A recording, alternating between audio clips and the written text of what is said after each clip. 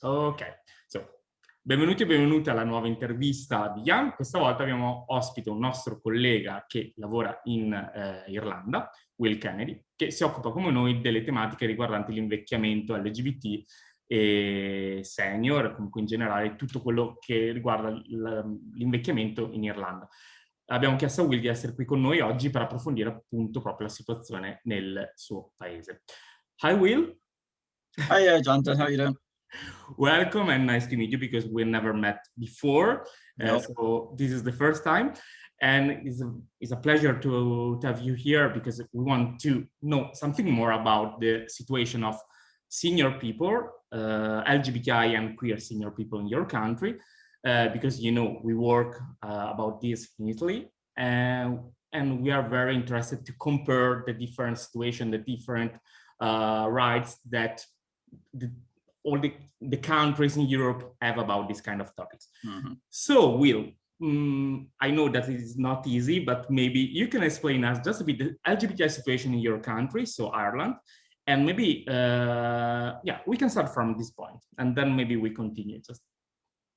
Yeah, it's a lot better than it used to be in Ireland for LGBT people in general, but we still have, I think, a lot to do as yet. Like, even though I grew up in a time in Ireland when it was illegal to be gay, considered evil by the church and a mental illness and all that. Now, Ireland, I think one of the biggest things that happened in Ireland was that we've kind of shaken off the Catholic Church to an extent.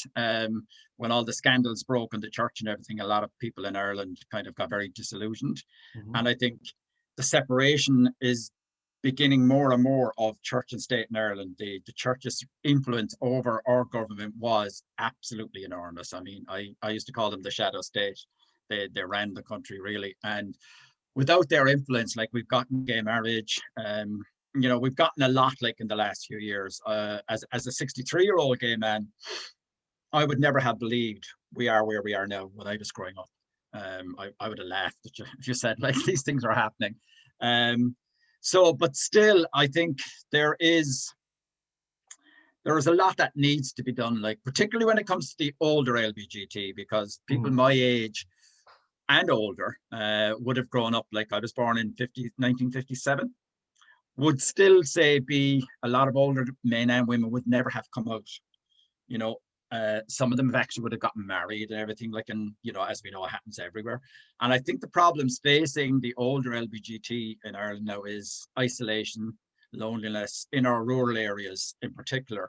I know that a lot of elderly people, LGBT people, fear ending up maybe in a care home, you know, or a carer coming into their house to take care of them and they having to hide their sexuality and everything, like, you know, that it's I work with the as a volunteer with the LGBT National Helpline in Ireland, and just recently we started an initiative befriending. Those of us who are volunteers, it's only starting up I think it's going to be launched at the end of June. Each volunteer will link up with an older person. And we will ring and chat for about, I think it's once every week for an hour. And I honestly think, like, this would be the only connection with the LGBT community for some of these people, because I know myself of, like, guys my age who got married and they've never spoken about their sexuality to anybody, and it's tough. Like, so a call from somebody like me, you know, might be the only time they've actually talked about their sexuality, about the life, the double life they're leading. And then there's other older people, like, particularly in Ireland in the rural areas. The cities, it's not so bad because we do have a lot of, well, in Cork anyway, Dublin, I think, is very bar and nightclub centric. So do you think there is a different situation between a smaller city and a bigger city, the capital city? Okay. I find that in Cork, it's very much community based. Like, or the things that we do, like, I'm a volunteer in the Gay Project. It's a place where people go and everything, like, and in there we have groups like book club, running clubs, hill walking, older, well, it's called gold, it's for older, over 55.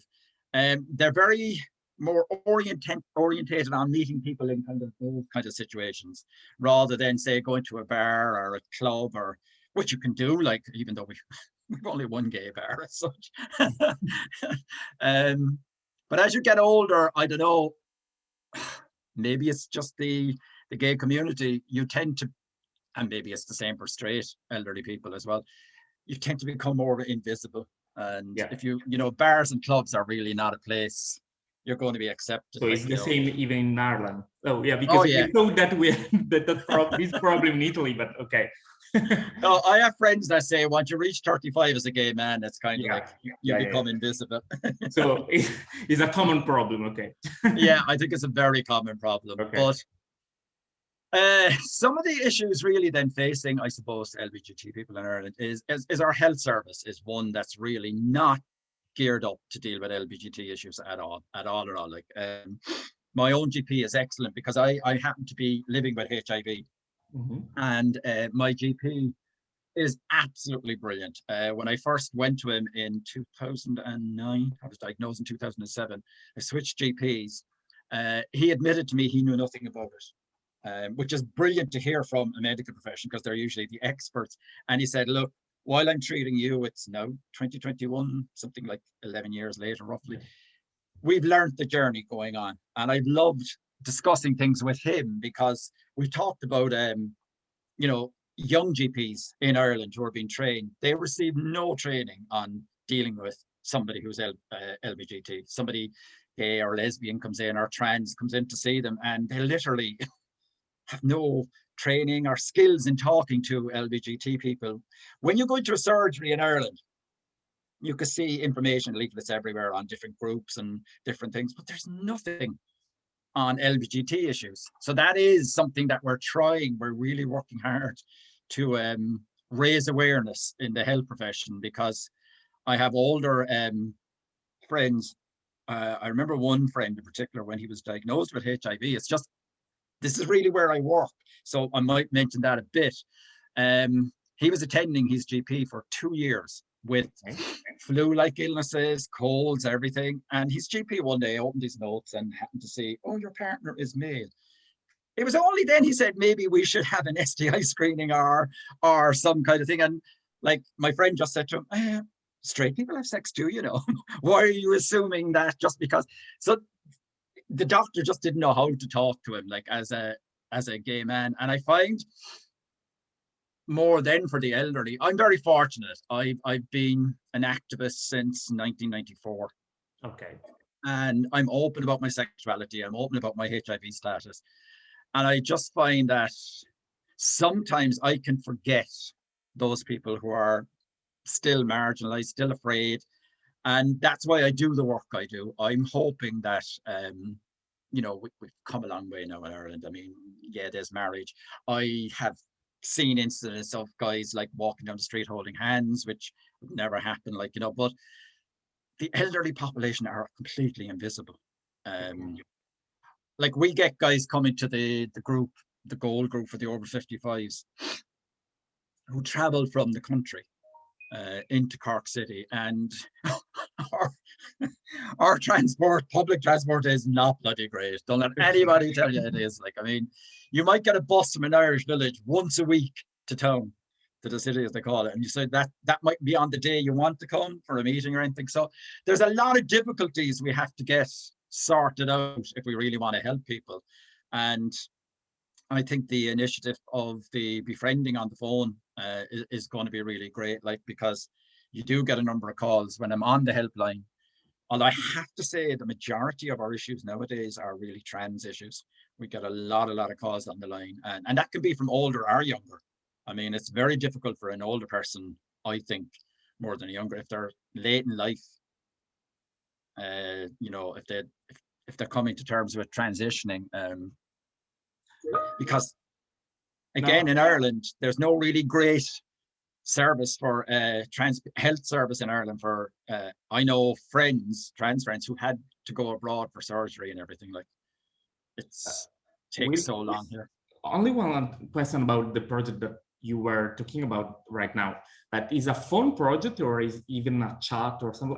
I don't know if I understood well. You told something like a chat, but I Oh understood. yeah, it's befriending over the phone. There's different ways of doing it. Like we've trained with a London group in London in England, and they do befriending where you go visit.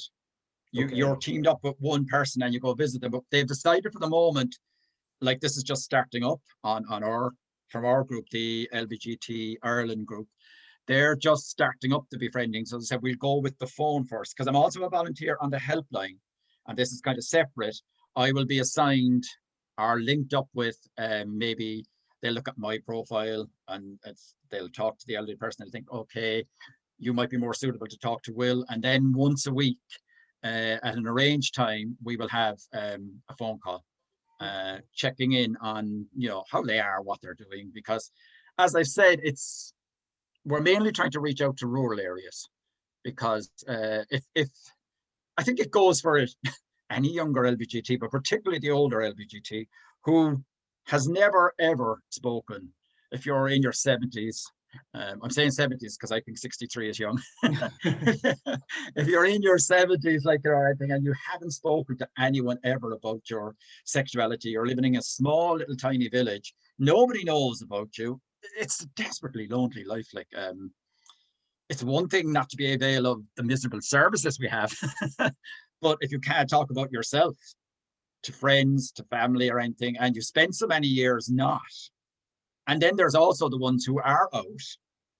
Their fears is when they live on their own, saying that they become incapacitated, get ill, they have to go into care or a home or something. How are they going to be treated? Will I have to go back into a closet? And there's also the issue, I think, for older LGBT. Well, actually, I think it's probably for anybody older, but particularly for LBGT older, it's in a care home or something. It's kind of thought that older people don't have a sex life.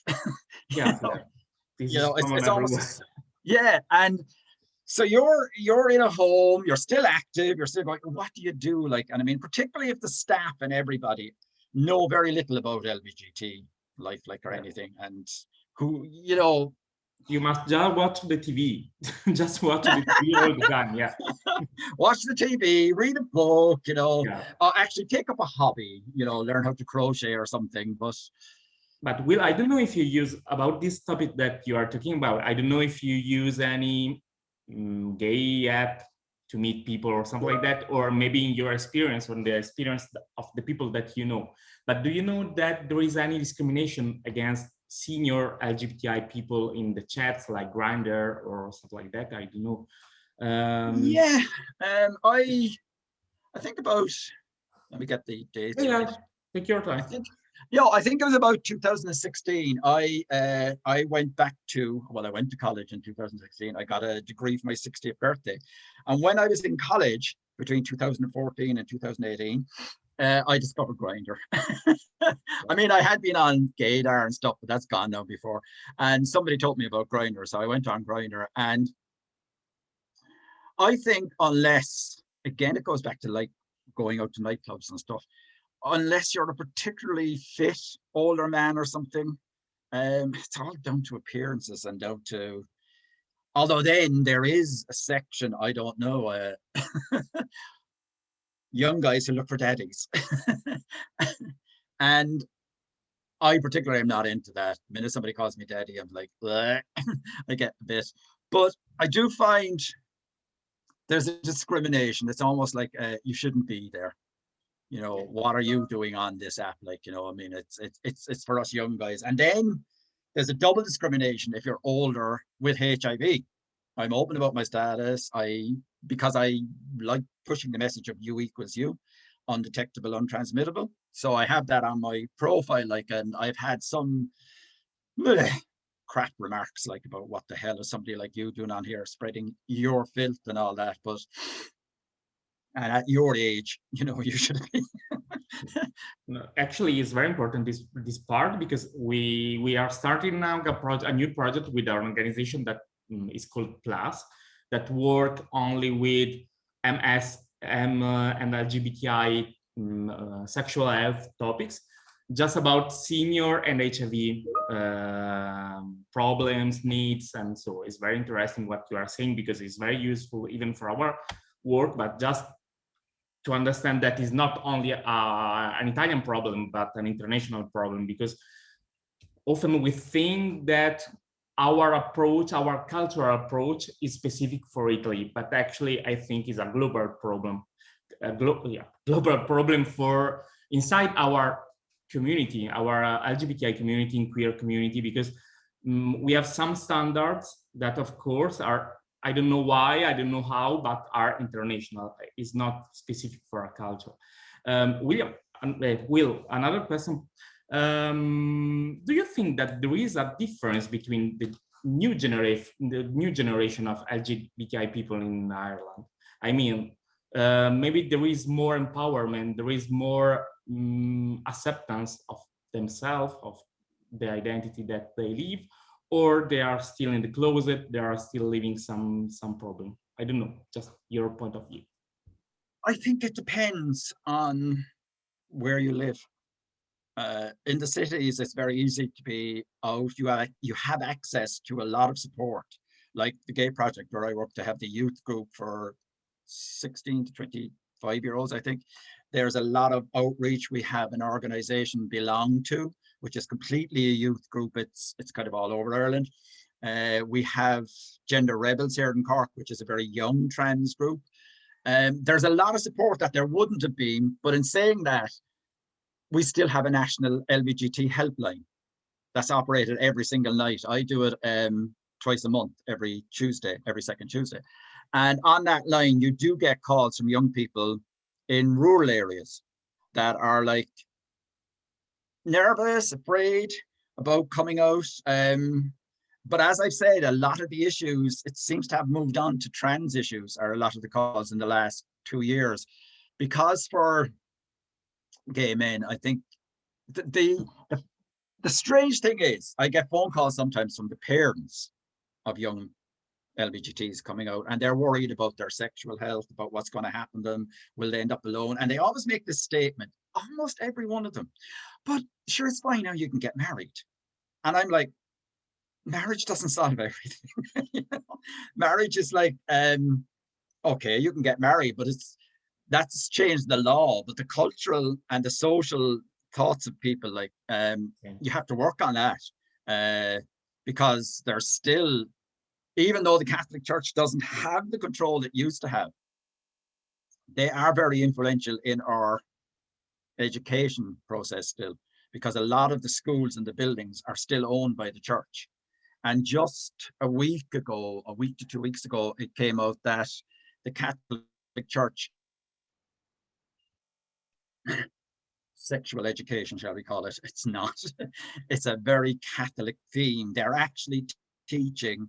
Now, they say it's not going to be compulsory, but if you're going to Catholic schools, which the majority of the schools in Ireland are, they're going to be teaching that marriage is between a man and a woman, sex is outside marriages, like sex is only for procreation. So LGBT sex, obviously, particularly between men, not resulting in children. They're going to be teaching all that in a country where these kids are at home, some of them with 2 women for, you know, their parents, others with 2 men, some with different things, and they go into school and they're being taught this. Yeah. It's a very contradictory situation to be in, because we're, on the one hand, we have the law and we have everything telling us everything is fine and you get married and everything, and on the other hand, you are now going to have in school systems, if they do it, they're saying that it won't be compulsory, the school will have a certain amount of freedom, but I think it's something like 80-something% of our schools are still Catholic. Okay. Catholic dominated. Like, they would have hardly any priests or nuns teaching in them because they don't have the numbers now. But I don't know how is the scholar system in Ireland, but actually is something like these schools are private or are public schools? I mean, many of them in Italy, the Catholic schools are only private schools. No, as you see, in Ireland, due to our history, the Catholics who weren't allowed to be taught, like the English for years, we had penal laws, we had everything, Catholics weren't allowed to be educated. So all our education was run by the state, basically handed over all the education to the Catholic school. Okay. States kind of, so even public schools, they're all they were all Catholic dominated. Like, Okay. I mean, I was taught by the Christian brothers. My sisters would have been taught by the nuns. Now they're gone to a great degree because they don't have the numbers, but you still have, because they have control of, say, the buildings still and the land and everything. They still have, or then would be very Catholic dominated influence. But it's not like it used to be. This new religious education they're trying to bring in, they've said that like it won't be compulsory. Each school will have a certain degree of freedom, even if it's the Catholic school. It will be up to the teachers, and a lot of our teachers now. When I was in college, I was doing my degree was in world contemporary religions and philosophy, and some friends were doing that. And anybody know, any teacher who's teaching religion will really have to do that course in university, because they want to teach religion as, you know, almost like ethics and civics, diversity and culture in it. So there's hope there yet, like, but I just didn't like it. But your original question on what is like the younger generation now, I think the younger generation, they actually get amazed when they hear what it was like. They're so used to just having, in Ireland anyway, you know, the majority now, like if they're at home, it's okay. You have gay friends, you have gay uncles. My family, my nephew just gave birth to his son in Canada, and they've called him after me. Like it's not like it used to be. So, but still, I think the only problem is I don't ever want like young people to say, there are some older people like activists who think, oh, you should be grateful for everything we've done. No, I did my activism because I needed stuff to change for my life, make my life better. It's just a byproduct that everybody else, you know. So I think what young people don't need to remember now, just because it's so much better and kind of easier, you need to know your history, and they need to be aware that there's always these right-wing elements and stuff that are waiting in the wing to kind of, you can change the laws again at any day. I'm not trying to terrorize anybody or anything. If you're not aware, you just blissfully walk into letting changes happen again. Like, and we fought very hard to be in the position we're in Ireland now. Like, I mean, I think in the ranking of countries where it's good to be LGBT in the world, we're 15th. Which I would love to see us a lot higher. I think Belgium is number 1, and then the Nordic countries ranking. Like, but I honestly thought we would be higher than 15 but it just speaks to me of how much we still have to do, particularly when it comes to housing, health, for LGBT issues. Like, if you're a single person in Ireland trying to get a house, well, getting a house for anybody now, it's our biggest crisis at the moment, our housing crisis. But if you're a single person, forget about it. Like, it's just, you're being forced into private rental, and the private rental in Ireland is so as high. I mean, you could be paying anything from a half to more of your income on just on rent alone. Like, I have friends who are paying 1,400 a month, and that's considered on the lower scale. You can go up to $2,000. Like, and if you're single and you're working and you're on your own, well, that's a whole other issue. Like, I mean, I think society is geared up in a very heteronormative way for couples, for everything. Like, when it comes to health insurance, getting anything health, anything at all, it's all geared at couples and families. So if you're single, and that's one of my biggest. I'm an activist in the sense of I'm trying to change society, really, maybe to I'm more radical in my views. Like, when gay marriage was being fought for here in Ireland, I voted for marriage. I've been a witness at the marriage of 2 different friends. But I used to make the statement, I do not believe in marriage. As an old marriage, not gay marriage or straight marriage. Generally, of marriage. And I got some real stick about I was homophobic. I had to get over my own homophobia, but I was trying to explain. For me, I want to see an overhaul of society. If I want my relationship, as if I never want to get married and I get into a long-term relationship with somebody, I want that relationship to have the same recognition under law.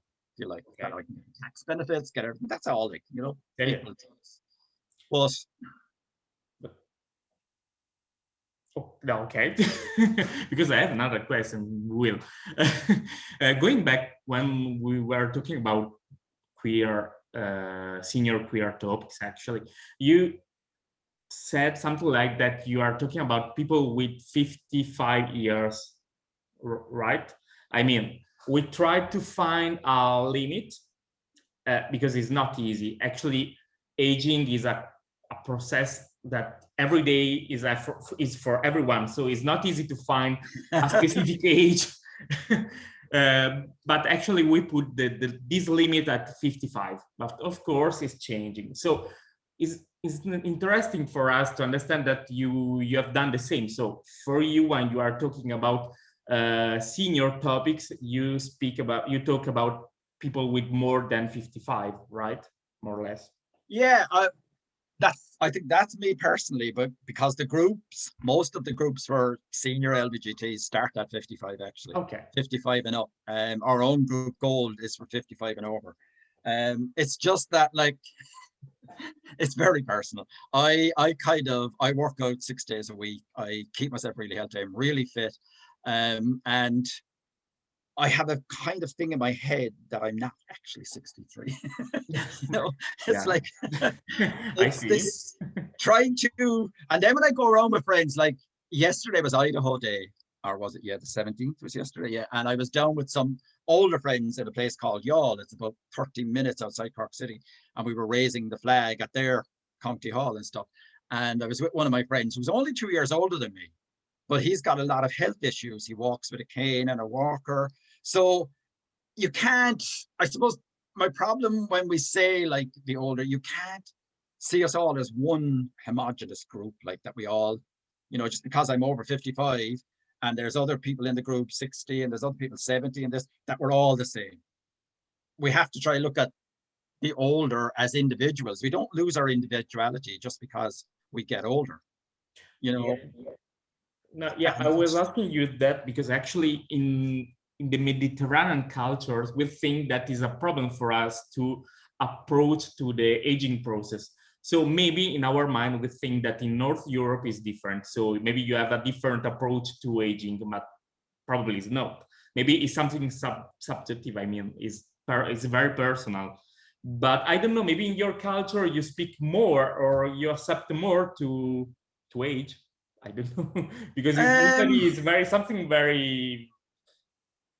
I think the Irish attitude to age is really, it's getting a bit better. Like, I mean, before, you know, you reach a certain age and that was but it's still, I think once you're definitely once you're about 65, your pension age, I think, is 66 still. It's going up, but okay. I think it's 66. And once you've reached that, it then says old age pension. Okay. And then you really start being treated differently. You're a senior, and it's like, that's when you get things from people like, oh, you know, do you think of taking up chess or maybe reading a book? But if you say you like hiking, you like skiing, you like this, like, no, you're an old person. You shouldn't be doing these things. You cannot do anymore what you liked before, actually. Yeah, there's something about, I mean, I have friends younger than me, 52, 53, and they tell me that I shouldn't be exercising like I am at my age. I should not. And when I hear the word should, I say, why? As long as somebody is fit and healthy and can keep doing things for themselves. I think if you have a society that has a view that at a certain age you begin to, I don't know, lose the ability to exercise, to keep active, to do things, it damages you. You then start taking on that mindset that, yes, I am old. I now have to sit in a chair, you know, don't bother anybody, relax. Whereas it's why I've joined like groups like the hill walking, the outdoor groups, the running group and everything, because the great thing about, and that's why I was saying Cork, the community, these groups like the gay men in them, because we have separate from the lesbian groups, they range anything from 18 up to, I think our oldest member is 70. So it's a great way of mixing people. And we do take into account the older member and the abilities, because when we arrange the walks, there's always, like, say, it'll be posted where we're going, and it'll be posted the level of difficulty. So that like on a particular day, somebody who feels they can't manage that really strenuous hill walk, won't go that day, but we'll always have other ones then. And I think that's what we need to do. We need to look at, when we're dealing with older people, like not as one big group and here's the solution. This is what we'll do this, we'll do that. When you come in to see your doctor, anybody that you're seeing, they have to treat you as the individual.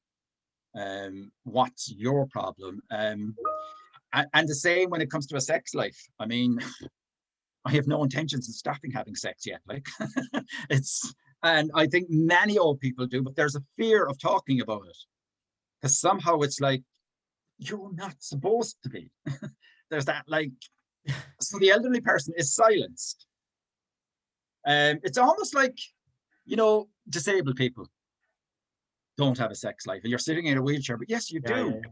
And as you get older, is age a disability? I don't think age is a disability. I think age, personally, I think older people have lived a life, have experienced stuff, have learned how to deal with things. They have a lot of knowledge to pass on.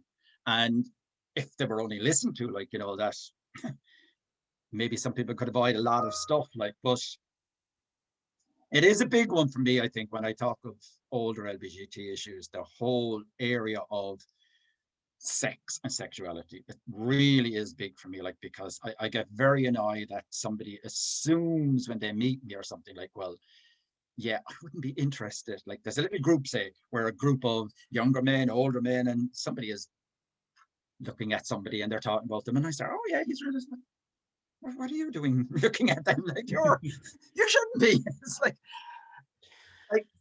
but yeah, but never to stop what you like to do, actually.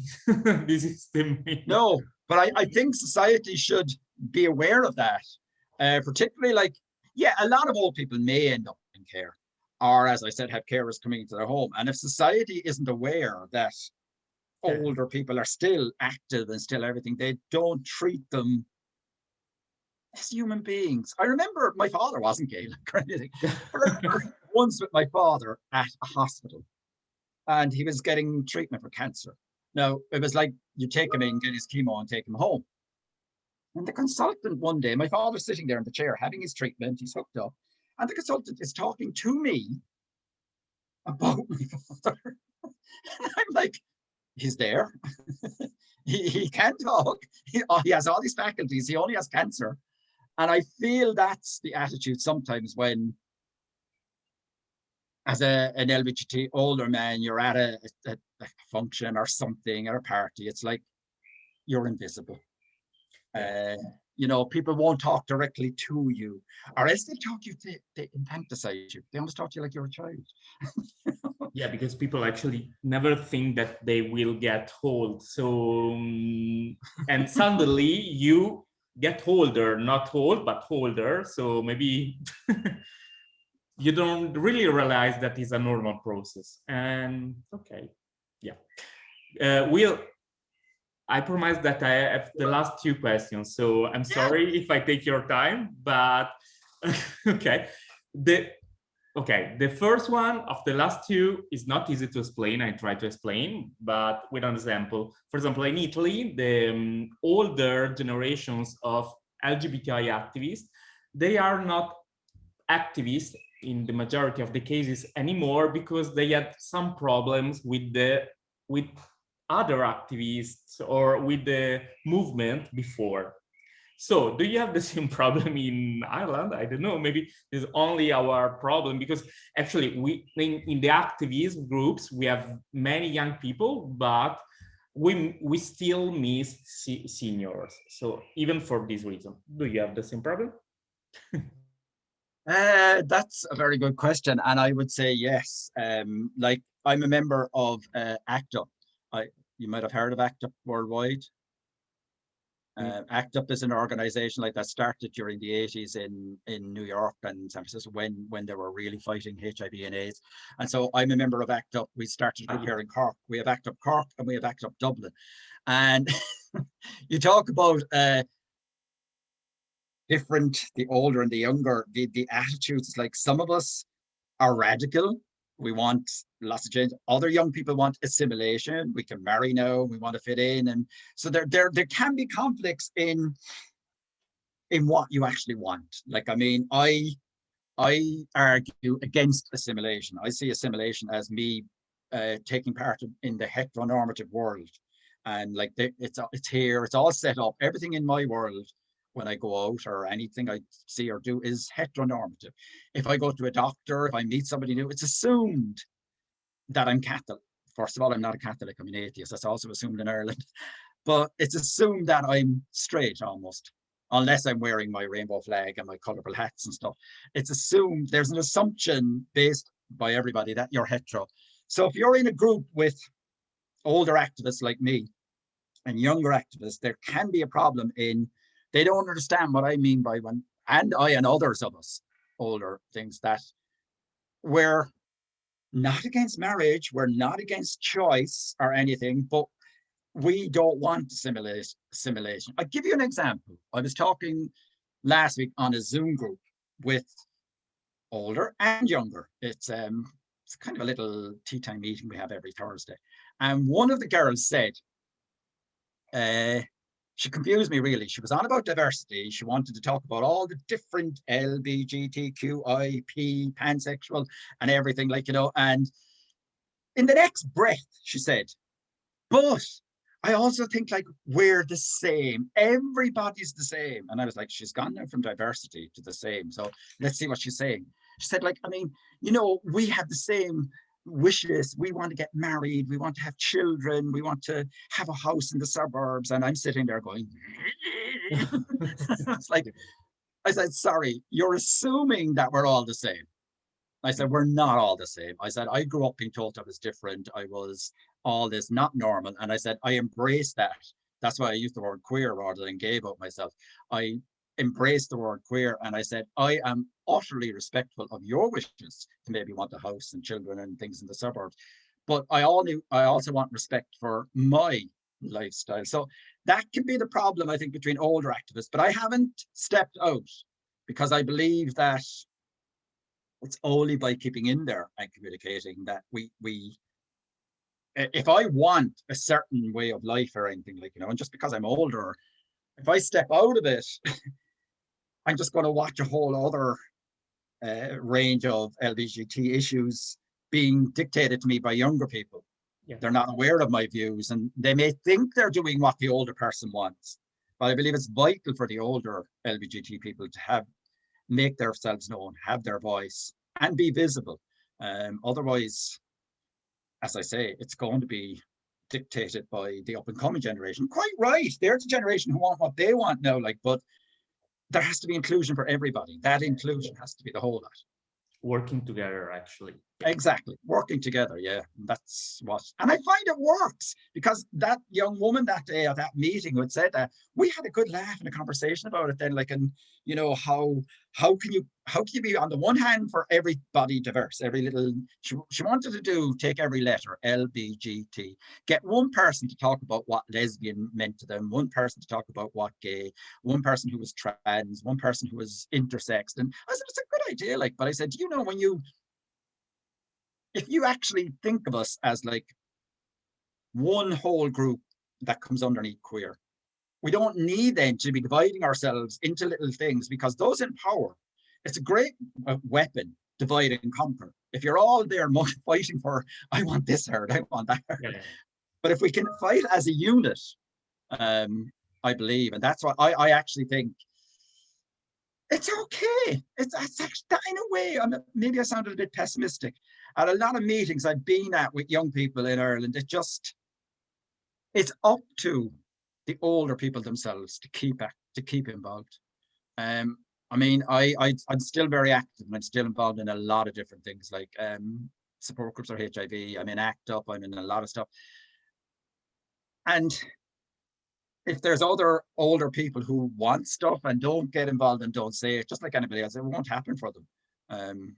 We only make change by being heard and being visible. So it is actually, yeah, it is okay. I mean, there can be very heated discussions, and I'm sure you have them yourselves in your group. There could be very heated arguments about how people see society and our goals and aims, but Nobody has killed anybody yet. Yeah, I think is not a very easy topic to talk, because actually there are many details, many things that very specific and related to the story of each organization and each problematic, and so it's not easy. Yeah. Will, the last question, going back to the daily life, there are, for example, any problem for a partner that goes to the hospital to make a visit to his partner in, I don't know, in hospital or in the specific place for senior people? And I don't remember if we talk about it during the interview, but in Ireland, do you have any specific co-housing or other kind of things for senior people, LGBTI senior people? I mean, like, not co-housing, yeah, even co-housing, but not hospice. I don't know how to explain in English. Place where senior people that are not independent can stay just for LGBT community. Yeah, I know what you're talking about, co-housing. It's something that we're really working on. I have an American friend who moved here about a year and a half ago, and he's a brilliant activist. I mean, his health isn't great, like he's 65. But the stuff, the work he's doing, because here in Ireland, we don't really have the co-housing yet. We really want it. We've looked at models like in the States and stuff in particular, where there's a lot of it going on. And we feel like that, yeah, it's really needed, because if you're the older LGBT person, say, like that we were talking about, living alone and in isolation, it's a huge problem for them. You were saying partners going to a hospital and stuff like that. Well, the biggest problem for the older LGBT person in Ireland who hasn't been out all his life, or even if they have been out and they're not married now, because marriage kind of settles that. If your marriage is recognized, your partner has all the rights of, you know, your husband and everything. But if you're a single older LGBT person, which many of them are in Ireland, it's still like your family or your next of kin. And we have discovered through this phone befriending we're doing, there was surveys done to see if it was needed. There's a lot of older LGBT person, 20% I think of the people in the survey don't actually have a next of kin, because they, you know, years ago, if they came out, families disagreed with them. They were separated from their families. Families didn't want to know them, so they were living on their own. Say a partner had died, so they're now very isolated.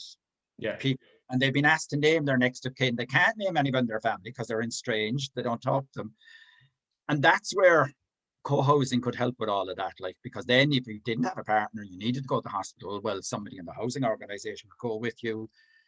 We need allies, like, and things for that.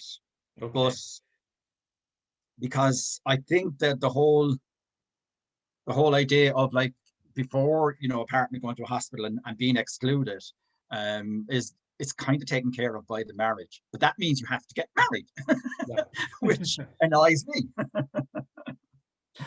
Okay. So Will, before to leave you, do you have any contact?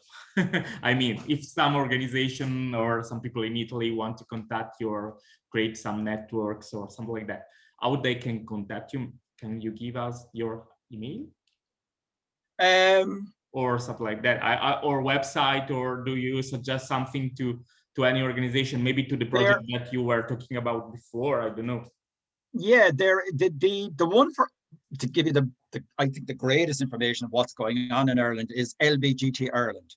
Okay. They're the group that I work with that run the helpline and everything. If you either log onto their page, because I would have to go to their page and I will find the contact details. But we can link. I can email it to you. I can email it to you. We can link in YouTube. We can put that. Yeah. Yeah, I can email it to you, because it's like, it's the umbrella group lgbtia Ireland. It doesn't just do the helpline. It gives information for all the different groups all around the country. Okay. That are, because I mean, there is so many of them, Jonathan, that, like, if I was to give you one, like, my own contact details would be for Positive Cork for HIV people, ACT UP. There's so many different ones. But if I'm just thinking of an umbrella organization that covers all of them, lgbtia Ireland would give you all the information that you need, really. Because there is I mean, I'm not pessimistic like I used to be in Ireland. I'm You very are not. optimistic. I'm totally sure that you are not, Will. I'm very optimistic about our future, but we need to involve the older LGBT themselves. I compare it to HIV and the stigma with HIV. I battle hard for people to be visible. I don't force them. I don't force anybody in any situation. Those of us that can, we do. And hopefully that might change things. And I feel it's the same about elderly, because when we wanted to change gay rights in Ireland, it was only by being visible.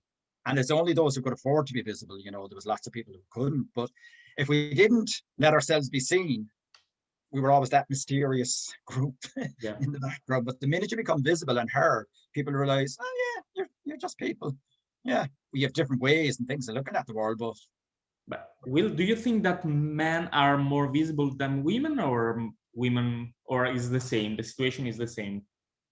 In Ireland, it's very much the same. We have strong visible women in Ireland. Okay. I'm friends with quite a lot of them. I mean, yesterday when we were doing the Idaho raising the flag, there was 3 guys, but there was at least 7 or 8 lesbians all in charge of there. Even the lady mayoress, but she was straight, but she has a gay son. Okay.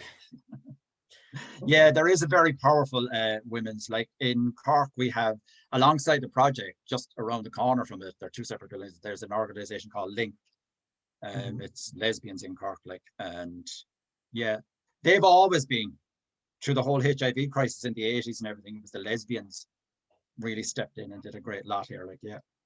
No, yeah, actually, because in Italy we have a big, most of the time that they work together, women organization and men organization. So it's like we must try to work more together, I think. Oh, Jonathan, like, that I think is worldwide. I know. We have the project, as I said, and we have Link. Each of them do the exact same work. They have youth groups, they have elderly groups, they have this group, and they're both getting funding from the state. Like, I'm always like, why can't we combine? We all go to one building, but ideology and arguments. I'm happy to hear that we are not alone, so we have the same problems. Oh no, and my American friends tell me the exact same in the States. They all start off like with the lesbians and gays working together and everything, like, and then there's all the breakups and the arguments. Yeah. Okay, Will. If you don't have anything to add, I have to say I was delighted for the opportunity to do this, like, because I believe in Ireland, we interconnecting between Dublin, Cork City, or the whole country interconnected. I'm working on a lot of stuff like to link it up to, we're a small island, and I just think making connections now outside the country would be absolutely brilliant, because I work closely with a lot of English charities in my HIV work. I've done a lot of my training on peer support and everything in England. So I really enjoy finding out that we're all doing the same and what we're doing and everything. Actually, we have been to Spain, we have been to Berlin to visit the same project. So maybe next time we will come to visit you. I don't know, maybe. And I would love to go to sunny Italy sometime, because our weather is miserable. Yeah, we will wait for you in Italy, in Bologna specifically. Okay, Will, thank you. And we will upload the video in some weeks. And of course, we will put even the links that you talk about during the interview. Okay? And thank you. And we wait for you in Bologna. Okay. And you're always welcome here. Thank you. So thanks, Jonathan. And I will